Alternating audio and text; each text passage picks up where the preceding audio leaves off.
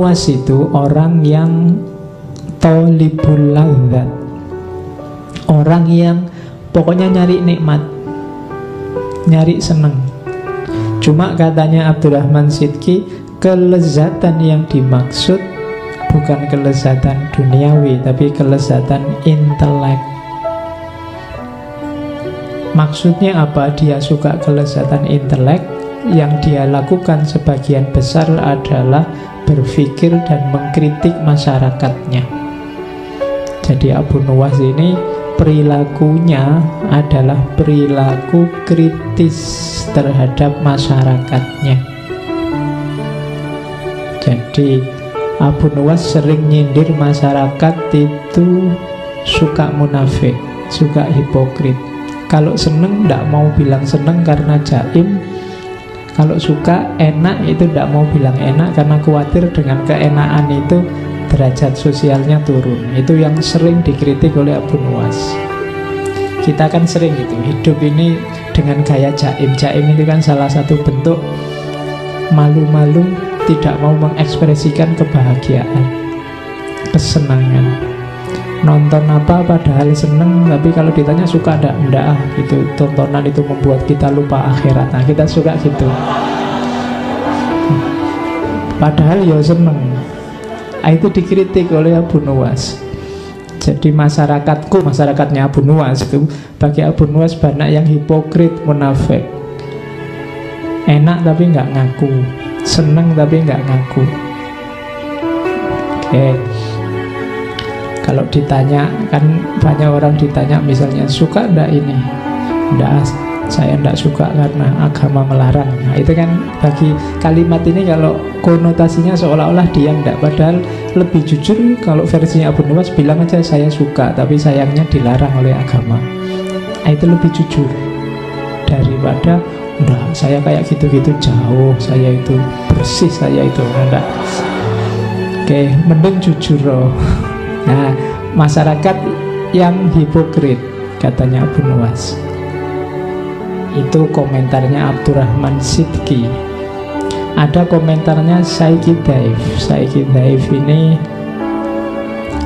bilang bahwa sebenarnya segala kontroversi tentang Abu Nuwas itu karena krisis pribadinya. Dari mana krisis pribadi ini muncul? Karena melihat agamanya dan masyarakatnya cenderung fokus ke materi, materialistik. Dan itu ditertawakan oleh Abu Nuwas. Dan dia menertawakan mereka tidak dengan cara mencaci maki, tapi dengan cara gayanya sendiri. Termasuk mabuk-mabukan tadi, termasuk segala kemaksiatan yang dia lakukan di masa muda. Itu karena dia merasa sebel luar biasa dengan masyarakatnya. Mungkin di kalangan kalian adalah yang muda-muda itu kan yang sebelnya luar biasa lihat situasi hari ini. Nah itu kalau Abu Nuwas terus lahirnya jadi minum-minum, hura-hura, pokoknya asik aja tiap hari, maunya begitu. Itu lahir karena kekecewaan-kekecewaan. Katanya Saiki Dev itu karena akumulasi krisis pribadi. Oke, ya sebenarnya kita semua bertanggung jawab agar orang-orang semacam ini tidak lahir karena eman-eman. Abu Nuwas ini kabarnya juga hafal Al-Quran, ilmu agamanya dalam. Kalau katanya Abbas Mahmud Aqad, Abu Nuwas ini agak narsis. Jadi cinta diri yang berlebihan. Nah itu makanya di banyak cerita seolah-olah Abu Nuwas ini tidak bisa kalah. Kalau ada apapun dia selalu menang, karena dia memang pinter. Jadi sakarepe dhewe ditanya dalil apa saja dia bisa jawab. Bahayanya orang pinter yang kayak gini kan semacam itu. Jadi keliru tapi punya dalil. Oh itu tidak sembarangan. Jadi kadang-kadang ilmu itu bisa jadi musibah semacam ini. Jadi semakin kita pinter, akhirnya kita juga pinter menjustifikasi kesalahan. Sudah jelas-jelas salah, kita punya argumen terhadap kesalahan itu. Nah, itu penyakit. Sama katanya Abbas Mahmud Akkad tentang Abu Nawas, ini narsis. Cuma karena dia pinter, dengan kepinterannya dia bisa membungkus segala cacat, segala kurangnya. Nanti di belakang dia malah mengkritik. Ketika dikritik orang kok mabuk terus, dia nanti pakai ayat. Nanti kita lihat ayat. Jadi ketika dikritik orang, dia bisa pakai ayat. Oke, jadi itu komentarnya para ulama. Ada juga ini kalimatnya Ibnu Mu'taz dalam Tabaqatus Syu'ara. Katanya Ibnu Mu'taz, sebenarnya Abu Nawas itu seorang faqih yang pinter agama, berpikirnya terbuka, ilmunya banyak, hafalannya kuat, bahkan ilmu Al-Qur'annya dalam. Dia mengetahui nasikh mansukh, mengetahui muhkam mutasyabih. Aslinya itu dia, cuma ya kalah oleh nafsunya. Jadi orang itu ada ilmunya, ada nafsunya. Siapa yang menang, yang kalah akan mengabdi. Kalau yang menang ilmunya, ya nafsunya akan mendukung ilmu. Tapi kalau yang kalah nafsunya, yang menang nafsunya, ya ilmumu akan jadi pendukung nafsu. Jadi katanya Ibnu Mu'taz, Abu Nawas termasuk Abu Nawas babak pertama sebelum tobat itu orang yang kalah oleh nafsunya, sehingga ilmunya akhirnya menjustifikasi dipakai untuk membenarkan nafsunya. Sama kayak kalian pacaran terus pakai dalil waja'alnakum syu'uban wa qabaila lita'arafu. Itu dalilnya kan muncul belakangan, pacarannya duluan. Itu hanya menjustifikasi. Nanti kalian melakukan apa biar kelihatan syar'i, terus kamu tambahi dalil. Padahal itu mungkin keliru. Dalilnya arahnya tidak ke situ, tapi kamu pakai ke situ. Nanti kan ada kasus, kapan itu saya baca, ada seorang suami yang memukuli istrinya. Dan dia pakai dalil, karena ada ayat yang memang kalau diterjemahkan letterlek apa adanya, suami itu bisa memukuli istri. Fa'idhuhunna wahjuruhunna fil madoji wadribuhunna, surat An-Nisa itu kan. Jadi suami bisa memukuli istri dengan dasar Al-Quran. Ini nafsu sebenarnya kan ingin mukulnya duluan. Jadi terus baru nyari justifikasi belakangan. Nah itu yang terjadi dengan Abu Nawas bagian awal nanti semacam itu. Meskipun Abu Nawas sendiri kalau ditanya, katanya Abu Nawas, demi Allah aku ini masih Islam, asli masih Islam ya, syariat ya, cuma mabuk menghendakiku sehingga aku menerima beberapa kemuliaan, katanya Abu Nawas. Bukan aku yang ingin mabuk, tapi mabuklah yang ingin aku.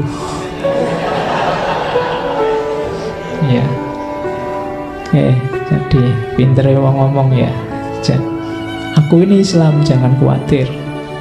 Hanya saja kalah oleh mabuk, karena bukan aku yang datang ke mabuk, mabuknya yang datang padaku. Jadi kerjaannya tiap malam, kalau bahasa hari ini Abu Nawas ini dugem, seneng-seneng. Nah, jadi kalau nyari tokoh besar yang suka dugem antara lain Abu Nawas. Oke, kenapa sih lahir sosok seperti itu? Ada yang menganalisis situasi saat itu.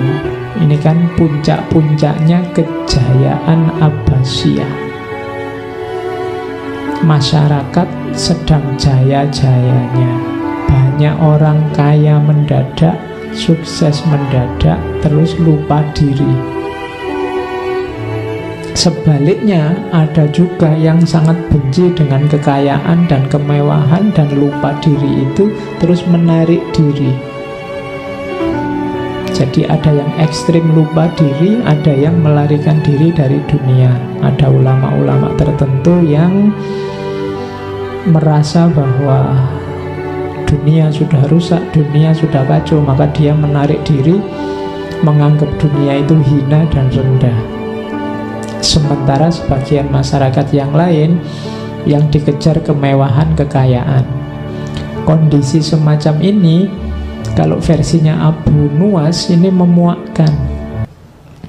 Dua-duanya tidak original. Abu Nuwas ini mirip kayak Nietzsche yang mbok orang itu hidup hari ini versi dirinya sendiri. Kalau ingin seneng ya seneng aja, kalau ingin apa ya lakukan aja, tidak usah dibelenggu oleh apapun. Itu situasi yang mengawali sosok lahirnya Abu Nuwas masa muda. Meskipun dia ilmu agamanya dalam, tapi kemudian dia jatuh pada kesimpulan bahwa masyarakat ini sakit dan mungkin tidak bisa sembuh. Karena itu ngapain capek-capek, aku juga harus seneng-seneng. Sudahlah, kita nikmati hidup hari ini dan sekarang. Makanya nanti ciri-ciri syairnya Abu Nuwas ada 1, 2, 3, 4, 5. Yang pertama khomer, senang-senang, mabuk. Beberapa syairnya sangat erotis, makanya saya nggak akan bawa yang itu ke sini, nanti kena sensor. Ya, beberapa sangat erotis kesannya. Nanti rekamannya ada suara tut gitu, karena tidak boleh diucapkan. Terus satir. Satir itu seolah-olah memuji, tapi sebenarnya dia melecehkan atau merendahkan, atau sebaliknya seolah-olah merendahkan tapi sejatinya meninggikan. Itu gaya satir. Seolah-olah dia memuji-muji mabuk, tapi sebenarnya pujian ini untuk nyindir masyarakat yang tidak mabuk. Karena biasanya masyarakat itu kan cenderung mencaci maki orang mabuk. Nah, terus dia malah muji orang mabuk. Itu semacam satir, nyindir masyarakat yang hipokrit. Kemudian satir dan sindiran pada kesalehan formal. Jadi ini juga bagi Abu Nuwas tidak original, tidak otentik. Orang beragama hanya mengambil formalitasnya. Jangan-jangan hanya casingnya, isinya sama saja antara yang mabuk dan yang tidak mabuk. Nah, itu sindiran dari Abu Nuwas. Kemudian yang keempat, pentingnya menikmati hidup. Hidup sekali kok ya yang senang. Hidup sekali kok isinya marah-marah, tawuran, gegeran, saling caci maki, saling berapa sih panjangnya hidup kita? Nah, itu banyak puisi-puisinya Abu Nuwas yang konotasinya ke sana. Mbok yo ndak usah sumpek-sumpek. Wong hidup kita ini ndak terlalu panjang, kita nikmati saja hari ini. Ndak harus khawatir tentang masa depan atau menyesal tentang masa lalu. Hidup kita hari ini. Nah, itu pentingnya menikmati hidup. Dan yang terakhir, ini yang banyak dikutip adalah kesadarannya di babak terakhir kehidupannya tentang pertobatan, kesedihan, penyesalan terhadap yang dia lakukan di awal. Cuma ya kita tidak akan langsung jujuk tobatnya, kita selusuri pelan-pelan dari mulai mabuknya. Seperti apa sih kondisi dia waktu mabuk? Oke.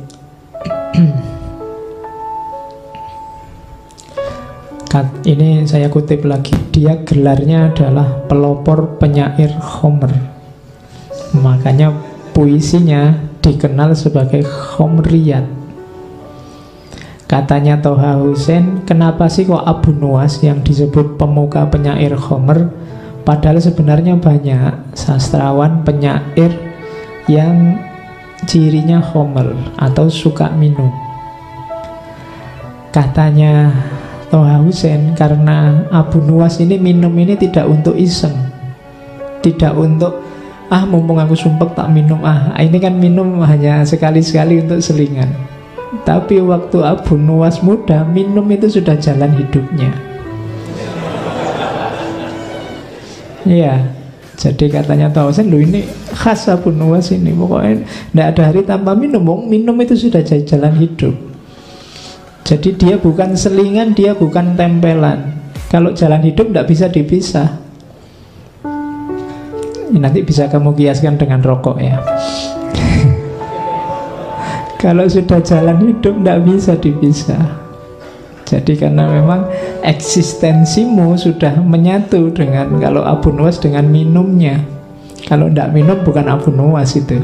Nah, sama kayak kamu, kalau nggak ngerokok bukan kamu berarti. Kalau kamu ya mesti ngerokok. Nah, itu logikanya katanya Toha Hussein. Kenapa kok Abu Nuwas ini dianggap pelopor penyair Khomer? Itu salah satu puisinya yang dari Diwan Abu Nuwas itu. Ingatlah, segarkan aku dengan Khomer, dan katakan bahwa itu Khomer. Oh, ini kan terang-terangan, tidak sembunyi-sembunyi. Kita kadang-kadang kalau melakukan yang tidak cocok atau tidak enak, kadang-kadang kan sembunyi-sembunyi, padahal ya kita nikmati, tapi kita tidak mau menampilkan. Tapi Abu Nuwas menyindir orang yang menikmati tapi sembunyi-sembunyi. Analoginya dengan Khomer. Dan katakan bahwa Khomer ya Khomer, jangan kau segarkan aku dengan kerahasiaan, apabila mungkin dilakukan dengan transparan. Katanya Abu Nuwas, tak ada baiknya menutup-nutupi kelezatan dalam Khomer. Itu kan dahsyat sekali. Dia ingin terang-terangan, kamu pemabuk ya? Iya. Dia terang-terangan, tidak sembunyi-sembunyi. Kalau kamu tidak suka pemabuk, ya tidak usah dekat-dekat aku, kan gampangnya gitu. Dan bagiku mabuk itu enak, kan itu. Itu Abu Nuwas. Arak adalah kenikmatan, kesempurnaan. Dan dia nikmat bahkan saat hanya duduk bersama orang-orang yang duduk meminumnya. Jadi nongkrong aja bareng sesama peminum itu sudah nikmat. Itu Abu Nuwas. Bahkan ini kontroversi luar biasa, ini ceritanya Ibnu Mandzur. Satu ketika Abu Nuwas ini masih mabuk terus sholat. Imamnya membaca Al-Kafirun, Qul ya ayyuhal kafirun. Itu jawab Abu Nuwas. Terus dia jawab labbaik. Iya. Jadi kan itu, katakan wahai orang kafir itu, yo aku ngono. Iya. Oh, itu nyindir kita luar biasa. Kita sekarang takut disebut kafir, takut. Abu Nuwas malah yo aku kafir ngono. Jadi katakan wahai kuliah ayyuhal kafirun, dia malah jawab. Ya. Nah itu ya memang sedang mabuk, tapi sebenarnya cerita ini sindiran. Jadi kita semua itu biasanya kafir tidak ngaku. Kafir itu kan jenisnya banyak macam-macam. Dan Abu Nuwas ngasih contoh terang-terangan waktu sholat lagi. Iya, kuliah ayyuhal kafirun labbaik. Nah, imamnya kaget mesti. Terus dia diinterogasi lama. Oh, kalau hari ini itu sudah pelecehan, masuk penjara ini pasti. Tapi terus dilepaskan karena alasannya, oh enggak, orang ini memang suka dagel kok, pelawak dia ini. Mungkin maksudnya ngelawak tapi waktunya enggak pas ya. Kesimpulannya gitu, terus dilepaskan. Itu enaknya jadi pelawak kan gitu. Kamu kalau keliru tinggal ngomong, oh itu cuma guyon kok, itu enggak serius. Nah itu Abu Nuwas. Kan memang beliau ini terkenal aneh-aneh. Karena ada cerita satu ketika dia teriak-teriak, ini loh Abu Nuwas, aku orang yang tidak suka kebenaran, aku orang yang cinta fitnah, dan aku orang yang lebih kaya dari Allah. Rame heboh orang satu kota, dipanggil oleh Harun al-Rasyid kan, kamu itu stres apa mabuk? kalimatmu kontroversial semua. Loh, yang saya ucapkan tidak ada yang salah, Raja. Orang-orang aja tidak betah mendengarkan kelanjutannya. Jadi aku orang yang benci kebenaran, karena neraka itu kebenaran, kematian juga kebenaran. Jadi aku benci neraka, aku benci kematian. Aku cinta fitnah, kan ada ayatnya, amwalukum wa auladukum fitnah. Anak-anak kecil kan ya fitnah. Nah, jadi aku cinta fitnah itu maksudnya aku suka punya duit banyak, aku suka anak-anak. Lah tapi kok bisa kamu lebih kaya dari Allah? Loh, saya punya anak, Allah enggak punya.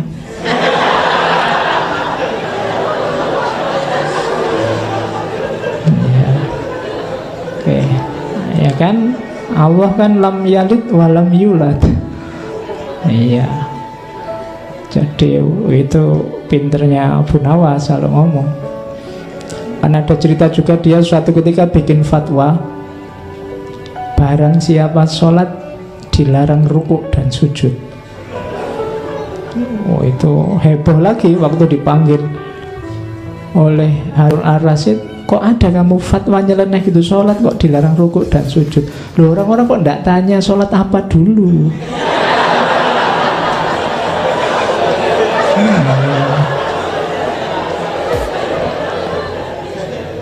Oh iya, itu maksud saya kan untuk sholat jenazah.